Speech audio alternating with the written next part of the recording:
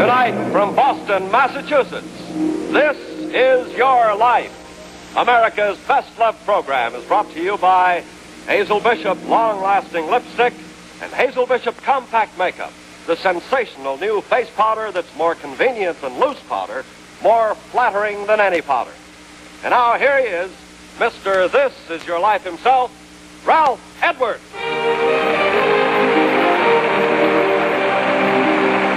Thank you. Hello, everybody, and welcome once more to This Is Your Life, coming to you tonight from Boston, Massachusetts. And what a warm welcome we of This Is Your Life have received from the great-hearted people of Boston. And it's pretty warm here tonight. It isn't like Chicago was there when we were there, but real nice and warm. We're here tonight in the inner lobby of the John Hancock Auditorium in Boston, Massachusetts, a city rich in such landmarks of American history as Faneuil Hall, called the Cradle of History, the Old North Church, the Bunker Hill Monument, and many more shrines dear to the heart of every American.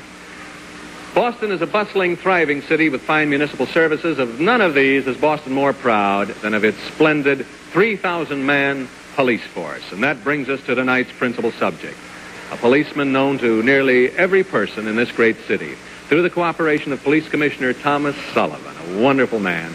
Our subject has been placed on special duty outside Hancock Hall here, helping to take care of our audience as it entered the auditorium tonight. There are many who couldn't get in. He's still out there with other special policemen. Now let's go out and we'll meet him. Here we go. Let's have a look at all the wonderful people out here. Well, there's the Commissioner. Good evening, Commissioner. Hello, how are you? My goodness. Really fine. How are you? Do you think this is your life tonight? No, I guess not. Oh, good. Officer Hennessy? Are you Officer Hennessy? Are you Officer Hennessy?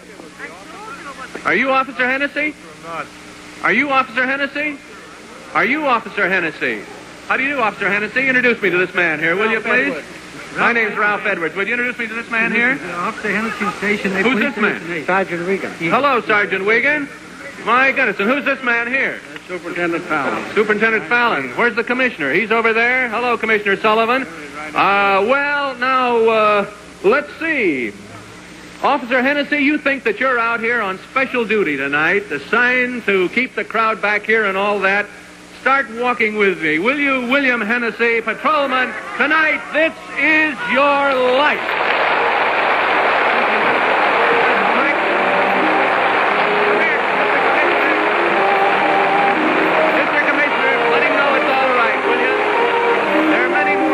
In store for you. As you'll discover in a few minutes when we recreate your deeply moving story. Thank you very much, Commissioner Sullivan, for all your help. I want the people to see what a wonderful commissioner you are there. Thank you. We got our man here, thanks to you. We're going to recreate your story, Officer Hennessy, the story of a police officer who, while walking his beat, finds time to strengthen the trust of many people in God and humanity, and to give to a little girl a new faith and a new face. Okay, officer? I guess so. All right, Bill. This'll be it. Now, you come along. First, we've got something important to show you ladies who still use loose face powder. Come on, Bill. Here we go. Loose powder. What a nuisance. Well, you know how it flies all over your bill. That's because Hazel Bishop takes the finest, softest silk face powder and presses it into this convenient, easy-to-use cake, and then Hazel Bishop locks it into this stunning, glamorous compact and gives it to you complete with a mirror and this extra Downy puff at no extra cost. So why continue to use loose face powder that spills and gets messy? Instead, change to Hazel Bishop's spill-proof compact makeup that's more convenient than loose powder and so easy to use anywhere, anytime. That's Hazel Bishop Compact Makeup. Get it tomorrow. You'll love it.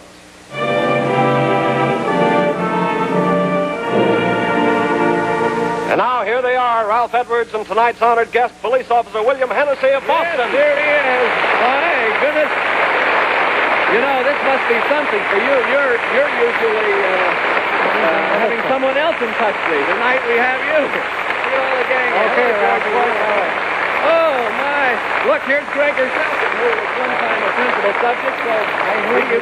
Yes, you've heard Gregor's story. Well, you come on up, because tonight, this is your life, Bill Hennessy. Wish him luck, folks. We'll bring him up on the stage here.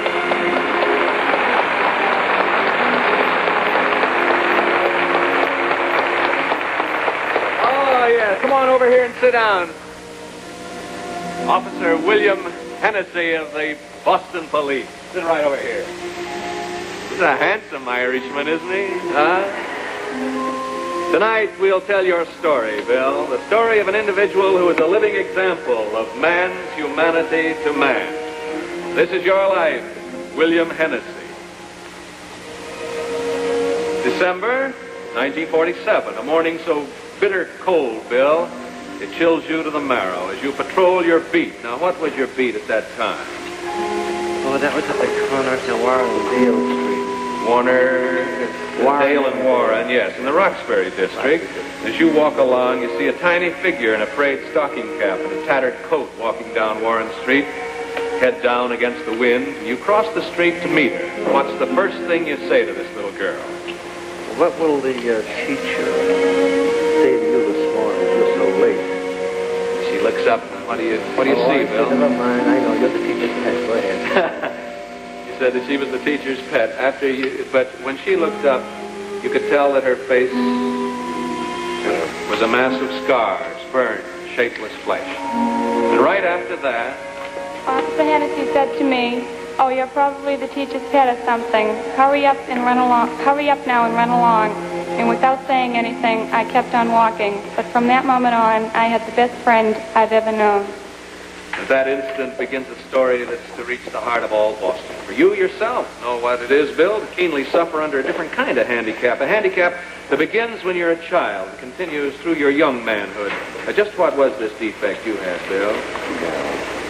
Speech defects and hungry and... Sort of a stammering defect at that time. How many children were there in your family, Bill Hennessy? 13. You are the 8th child, born July 29, 1906, at 208 Athens Street, South Boston. Of that large family, only you and 3 of your sisters survived. In 1912, you start to attend school. What school, Bill? St. Peter and Paul's in South Boston. Your sensitivity to your speech impediment caused you trouble in your classwork there, didn't it, Bill? Well, it was my own fault. It wasn't, because just took the easy way out. Half the time I didn't go. In addition to this, you're very much aware of your family's desperate poverty. Sometimes you have to go to school wearing sister's high-button shoes. What'd you do about your socks in that case? Well, sometimes I have. Sometimes you just cut off the bottoms because they were full of holes. Just wore the tops with the high-button shoes. Sharing the hardships of your childhood helps only to strengthen the bond between you and your sisters to this day.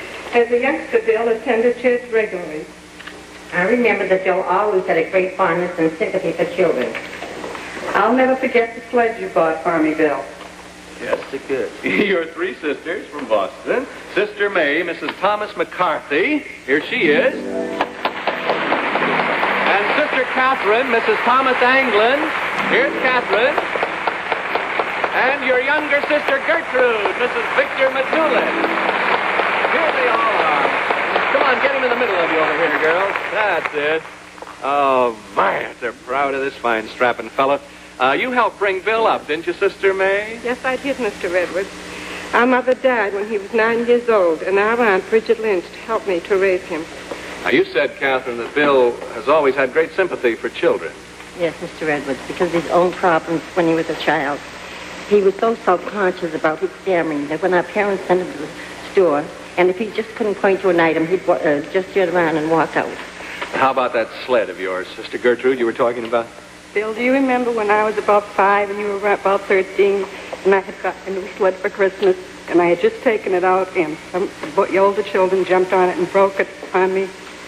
What'd Bill do about this, Gertrude? Bill went around and he worked at odd jobs in the neighborhood and bought me a new sled. The seed of humanity is sown early in your life, Bill Hennessy, and its growth is nourished by your own misfortunes and those of others. And thank you, Sisters May, Catherine, and Gertrude. You'll see him later.